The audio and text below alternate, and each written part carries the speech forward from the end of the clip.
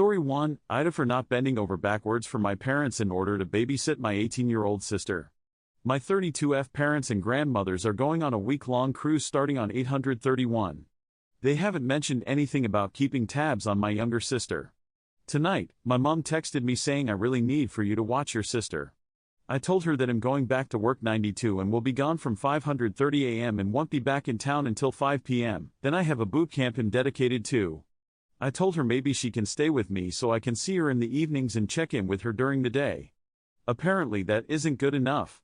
Maybe I was a bit blunt over text, but I honestly don't understand what she wants me to do.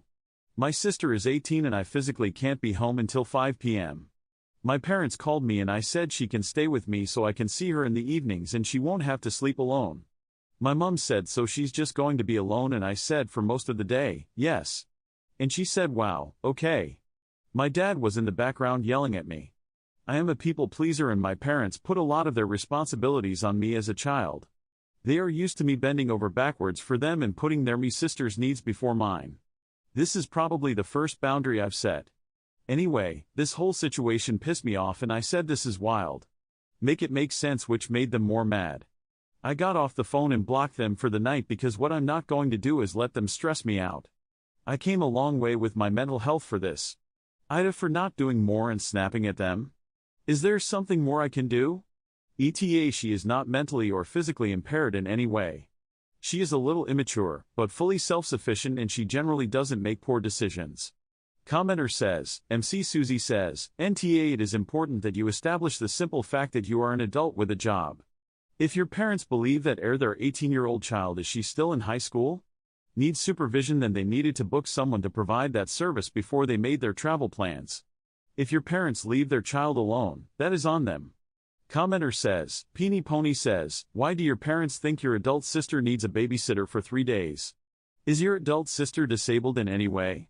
Commenter says, Lemon_Charlie says, NTA. Unless your sister lacks the emotional maturity or has a history of dodgy acts, she's perfectly capable of doing whatever she wants. She doesn't even need to stay at your parents' house if she doesn't want to because she's legally an adult. The only reason she'd need someone around most of the time is if she can't take care of herself. Story 2, AITA for not moving my car for someone who was filming. So I came home from work one day to find a note taped to my door by a neighbor.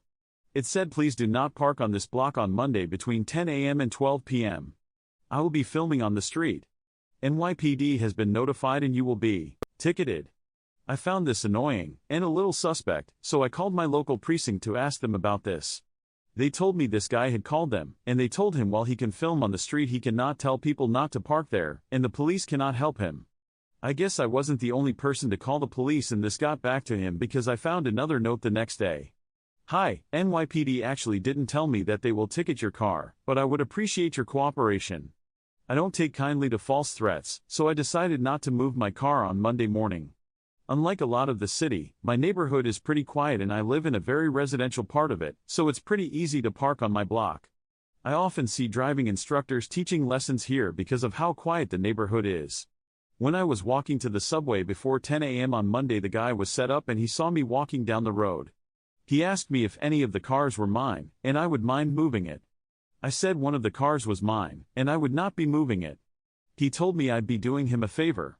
I told him that if he hadn't lied when he posted his first note, I might have considered it, but I'm definitely not doing it now.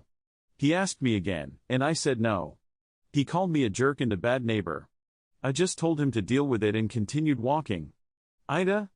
Commenter says, Active Anteater 1884 says, NTA.